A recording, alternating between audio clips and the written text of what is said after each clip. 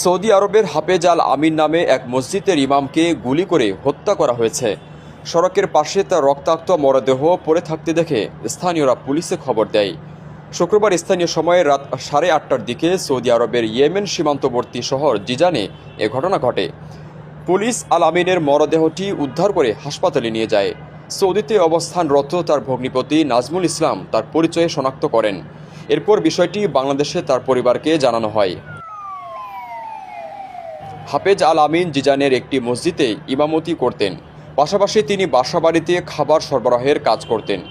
ঘটনার দিন তিনি তারাবির নামাজ শেষ করে খাবার ডেলিভারি দিতে বের হয়েছিলেন। এরপর ওই রাতে তার মরদেহ উদ্ধার করে পুলিশ। নিহত আল আমিনের চোখ ও বুকসহ শরীরে একাধিক গুলির চিহ্ন পাওয়া গেছে। প্রাথমিকভাবে ধারণা করা হচ্ছে প্রচণ্ড রক্তক্ষরণের কারণে তার মৃত্যু হয়েছে।